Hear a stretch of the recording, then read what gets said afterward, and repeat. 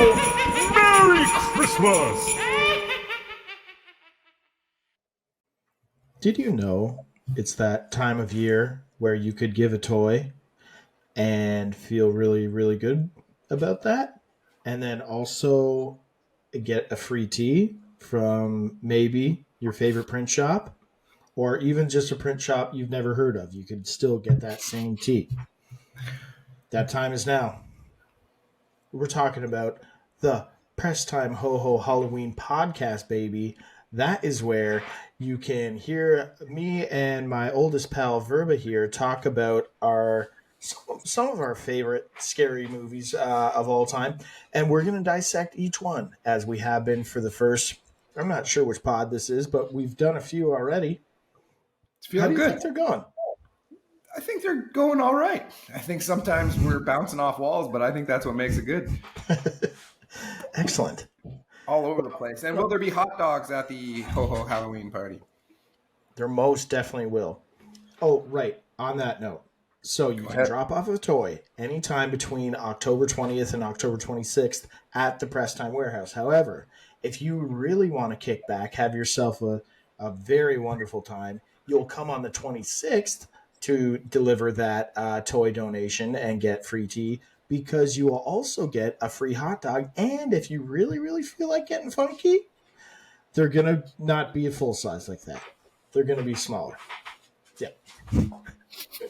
Yes. Just like that.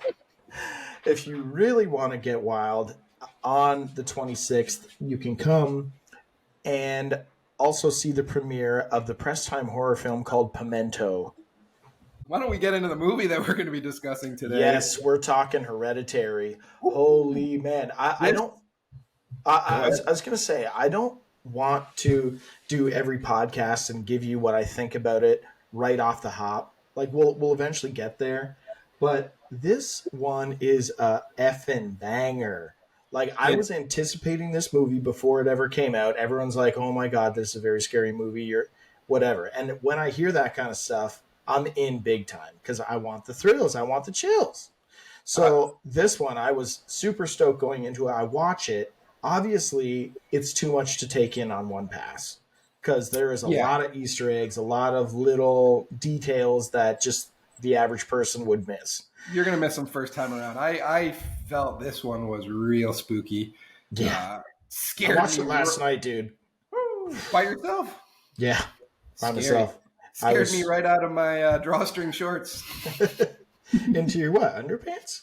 My undies. But yeah, no, it is one scary ass movie. And one thing that I like about it is so it's kind of a horror movie. It really focuses on like this family dynamic that is going through some sort of big tragedy.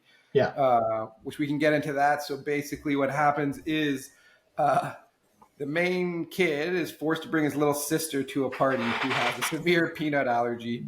And she's at the party. He's upstairs doing a little toki, and she goes straight for the birthday cake and has an allergic reaction. So he is trying to get her home as soon as possible.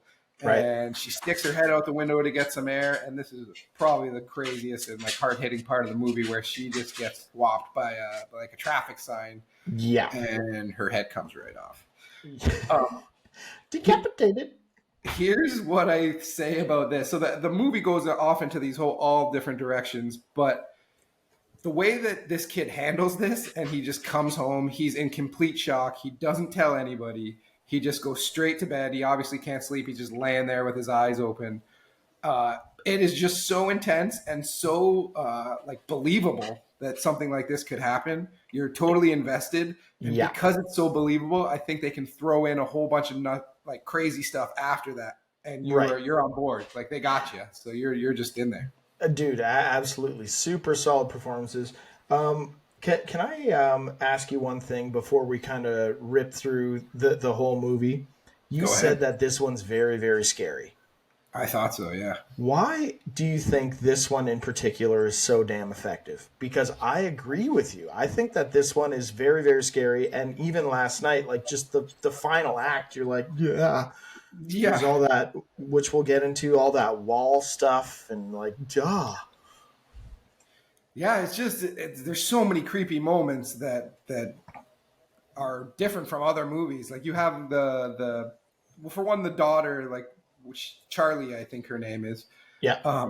She's another one of those kids that are like creepy right off the bat. Something's going on with Yeah, her. like You don't you really know. you almost like expect her to be like I guess she is kind of the problem, but like you expect her to be like, the one causing all the trouble.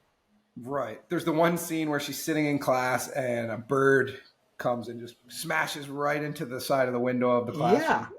Everybody's like, "What the?" And she's just doing her work, just looking. She's like, "Excellent." Yeah, she sneaks out after and takes the bird's head, cuts it right Yeah. off. She cuts him right out with a freaking pair of scissors, dude. And then puts that head in her pocket. That's almost more weird. Like It's taking the strange. head and putting it in her pocket? I don't know. You Yeah, keep other stuff in there. You're always putting your hands in there, all your change, maybe some food or something here or there. You don't want to be putting a yeah. bird head in there. You don't want that in there. I know you can wash it, but it's just not good. Where are you going to keep your chicken tenders? I don't know. Maybe with the bird head. She's We're, nuts. let's go back to the beginning of the movie. The beginning of the movie is kind of at the grandmother's funeral, Yeah. who the little girl is very close to. They're inseparable. So the death of the grandmother really hits her hard. Yeah. The mom's saying certain things, like the mom says that the grandmother always wanted to have a relationship with the boy, the son who's older, and she wouldn't have it for we Right. don't know at the beginning why. But then she gives her the daughter and says you can hang out with her, and they like get thick as thieves. They're Thick as together. thieves, they say. Yeah, thick as thieves. Yes, that's true. Continue. So on. So if we're going right for it, what you're finding out is it's a big cult situation, and where the grandmother needs this Payment. demon payment Yeah. to get into someone's body. Yes. So, like, because I've been such a huge fan of the movie from, I don't know, like, even before I seen it, I'm like, I think I'm going to like this one. Yeah. Um, so I've done a ton of deep digging on this thing, Hit me. and this apparently Payman needs to have a male host. So Okay. that's the reason why Granny really wanted. That's why she's down with Peter so much. She's like this. Who's the older brother? Yeah, this kid. He's the boy. Like I can put Payman into the boy. And then when the mom wouldn't give her that one, she took Charlie instead. Then Payman filtered its way into Charlie, gets itself whacked, so that the spirit can then make its way to Peter. It's a whole creepy thing. Yeah, it definitely is. And then, do we get into the last scene of Peter and how this whole payment getting into his whole body unfolds? Like, Yeah, yeah. it's Well, I mean, it's a big time spoiler, but again, I know I emphasize this all the time. You should be watching along. You watched Hereditary last night, as I did, and then you know what happened. do you think that there's anybody watching the podcast right now while watching the movie and just lost their minds? Like, Just what? doing doubles? Double time, yeah. No, Nobody's doing double time. no. Feeling a little bit stressed that they didn't get to the movie. I was gonna say maybe one person, but no Yeah, one. I don't think so either. Imagine though, they're just like trying to catch up on the podcast while they're watching the movie. Back and forth, back and I forth. would not suggest that during this film because it is dense. There's like some details in there. There's Easter eggs. I even heard an Easter egg on a different podcast about this movie that in a ton of the scenes there's 6 objects. Okay. Like whatever, like a plant stand and then a lava lamp or not that stuff actually, but there's 6 items because it keeps doing Surfboard. it keeps doing like 666 over and over and all Okay. this weird stuff. There's That could just be made up, but I did hear that, and I do know that director Ari Aster is super detail oriented. Like he does deep Easter egg stuff that like you there's wouldn't the know there's unless someone there's the told you. symbol. Yeah. that you see kind of scattered throughout the movie. You see it. I Yeah. think the grandmother is wearing it around her neck Yeah. You at see it on the Granny's necklace funeral. at It is first. on the, I think the Pole. telephone pole. It is. Yep. So yeah, pretty There's that. wild. And then also that same symbol is then written in blood on the wall in the attic. It's like I'm not exactly sure what the relevance of the symbol is to the story of what's going on. But does that mean that that's like Payman doing his work? Because like I was under the it's on the impression pole, so like that would mean that like Payman caused that death, caused the accident. Yeah, and then that it's makes up sense. upstairs in the attic when they're trying to get Pete to do his thing. Verb's dad's name's Pete, by the way. Pete Verbs. Shout out to Pete Verbs. What's up, Pete? He's out there saying, "Press time. Is that some sort of new watch?" I never thought of Press Time as being a watch brand, but that could work. They would definitely have the indigo light because that's the whole press. You're Yeah, pressing for the you time. press the time. Ah, You ever have a interesting. indigo watch underneath the covers and you're just, holy shit, 12:25, I got school tomorrow. It's like glowing green all over the room. Yeah, I think I had one for a second. I think my dad got me some kind of glow in the dark watch. I don't know if it was an Indigo. I'm more of a Casio guy. Yeah, I chirp you because yours wasn't water resistant. If you're gonna buy it, bro. No, mine was water resistant. It wasn't waterproof. There's a difference. So a couple splashes in the shallow end, but don't be going diving with the Casio. Yeah, yeah. It's fine if you get the puppy damp a little bit on a foggy night. Do not take a dip with that watch on. That I promise you. And you're let's get back on track here. What do you mean? Time. Well, I was curious with all your deep diving. Do you what do you take with all the miniatures? So the mother of the family is an artist, and she's just constantly doing like different miniature Yeah. like sculptures of the house. And she did a miniature of like the car accident, and the dad was super Yes. cheese. Like what do those symbolize anything? What are we doing here? I don't think it's actual symbol. Well, it is symbolism, but I think that it's more so to give you backstory on the characters. I think that they show you these different miniature scenes to like really solidify different story elements. Like for example, the one where Granny is trying to breastfeed the baby in the bed. Yep. That is just showing you like her trying to really, really dig in, and as Andy puts it in the movie, sink her claws in. That's what she's trying to do. And it, like when I seen that miniature the first time, I was like, "Whoa!" It really kind of blew my mind. And then there's just like other little things throughout those miniatures where I feel like it's just trying to tell you more about the family or the character or their situations. I don't think that it has anything to do with like payment or anything. Right. I also think like sometimes in a movie you need like a little detail here or there that's just something interesting. It's not necessarily like pushing the story, but it is like cool in the background. that's something that whenever you see it, I guarantee anyone that sees that movie is like, these little houses are cool. Yeah. You know? Where do they get those mini paintbrushes? Dude, I have no idea. You see, we're talking about it on a bleeding podcast. If you had to build a miniature, what would you build? Build a miniature. A miniature. Like, do you mean like architecturally? Like a miniature? Yeah, you want a little miniature. I don't know. Maybe you want a little miniature of Pee Wee's Playhouse in your house, or Gotcha. maybe a horror movie of some sort. Dude, I've seen like sets, like the little Seinfeld miniature set that you could have in your. Dude, your that's house. tight. Jerry's apartment.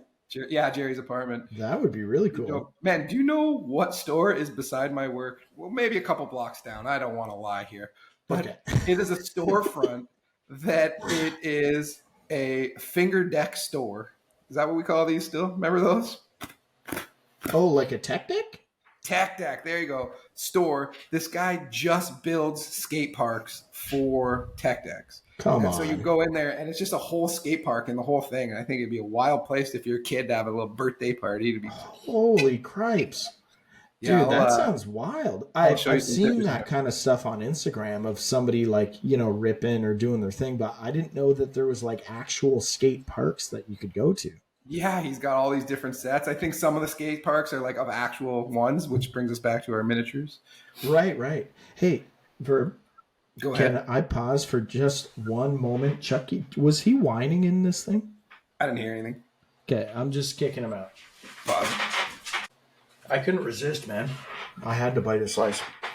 So, pagan. Are we Payment. recording? Payman. Yeah. Pegman. Payman. Pegman. Nightman. Gets into Peter's body at the end. This is Yes. basically how the movie ends. He goes back up to the treehouse, which is featured Yeah. throughout the whole thing. Yes. So yeah, that is just what happens at the end. But it's like the whole cult plan came together.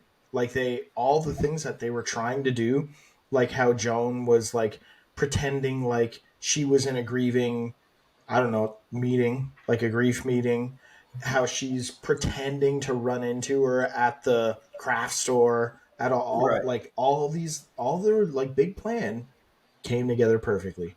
And I think it was Annie's mother, like the granny who is dead at the beginning. I think it was her plan all along, and it's like came together. It's all unfolded. So you see, there's also like these cult kind of members that are there at the time, and you see these people Yeah, like that scattered throughout the weirdo with the movie. eyes. He's always staring and Just smiling. staring. I Like, think he's at. There's one guy. I don't know if it's the same one at the grandmother's funeral. Just yeah, watching. it's Yeah. the same dude. And later he's nude in their house, and I just like think. the look on his face, I feel like somebody would be like, Can I help you, sir? "Yeah, who are you? Well, you look. Why are you looking like that all the time? Smiling at everybody all the time. It's a funeral, you weirdo." Excuse me, sir. How do you know the deceased? He's like, I'm just here to get a sandwich. Well, show up to the reception, dumbass. This is a funeral. Absolutely, absolutely. And you don't take seconds at a funeral. Also, No, no. not kind. You try not to. You don't want to be rude. Weddings, you're going up all day long. Funerals, Oh, you take one trip through the line, get a couple mini sandwiches, yeah, and then beat it, show your buddy. show your respects, and hit the Show your bricks. respects. Hey, Rick, I give you full permission at my funeral to hit that buffet line twice, man. You made the drive over. You're hungry. Thanks, buddy. Fuck. I mean, who knows? Maybe you'll be munching at mine. I hope not. But I will go for seconds if I am. And Well, you I have my hope that full permission as well. I hope that that guy who's just staring at everybody won't be in the corner being like, he's already been up. He's been up. Hey, look at his face. He's just smiling with those big bug eyes, looking at everybody all the time. There's not going to be enough egg salad. Well, if you're not planning for everybody to go up twice, for God's sakes, here. Jeez. All jokes aside, though, this was probably one of my favorite in the last like 5 years or whenever it came out. Totally agree. I feel like it's one of the newer ones and one of definitely my favorite newer horror Oh, movies. yeah, dude, for sure. I think it came out in 2018. It was definitely my favorite movie of that year. And I still, like, I bet I revisit this movie once a year since. Yeah, it is awesome. I don't think that it made our list, unfortunately. But how do you feel about his follow up with Oh, Midsummer. Midsummer? I thought that one was also very, very cool. It was still in the same kind of vein as the Yes. like cultish. Yeah. Yeah, yeah. And the thing that I think that ties these two movies together is that there are some similarities that I did notice when I seen the second movie in the theater.